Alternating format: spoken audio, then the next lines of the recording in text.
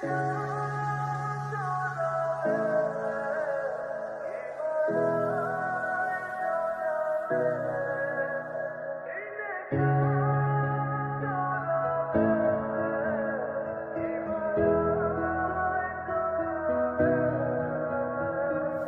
Morning. Good morning. তোমার সকাল সবসময়ই গুড, কিন্তু আমি ফেসে যাই। কেন, আবার বন্ধ হয়ে গেছে? কি এক সমস্যা দেখো তো, প্রতিদিন এমনই হচ্ছে। নিজে থেমে যায়, আমাকে। আমি ছাড়া তোমার সবকিছুই থেমে থাকবে। আমি তো চাই তুমি ছাড়া আমার সবকিছু থেমে থাকবে।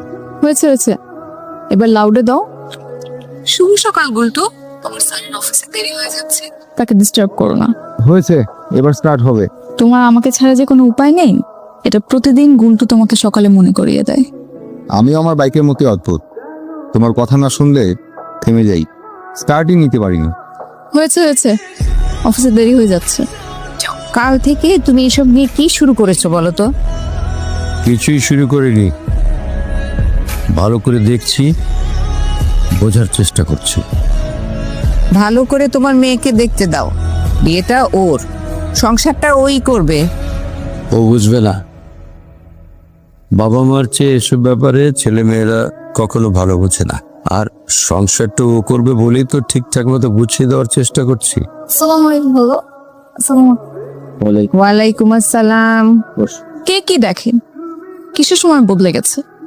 আর বলিস না, তোর বাবা কাল থেকে এক গাদা ছেলের বায়োডাটা নিয়ে কি যেন দেখছে আর টুকি রাখছে। কিসের ছেলে, কিসের বায়োডাটা?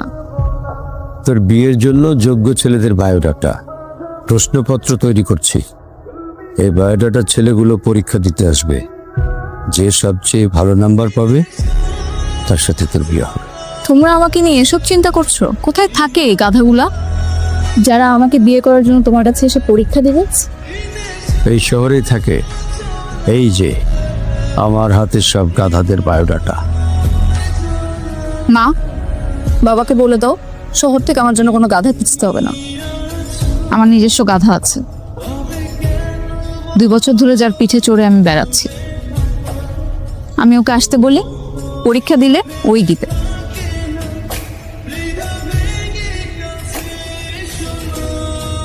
কমল, এই ফাইলের ডাটাগুলো এন্ট্রি করতে হবে। আচ্ছা। আচ্ছা বললেই হবে না, আজকের মাঝেই শেষ করতে হবে। জি, দুপুরের মাঝেই হয়ে যাবে। দুপুরের মাঝে শেষ করবে মানে? এই ফাইলের কাজগুলো করতে মিনিমাম 2 থেকে 3 দিন সময় লাগার কথা। হাফিজ ভাই, আপনি তো আমাকে মানুষ ভাবেন না, ভাবেন আমি রোবট।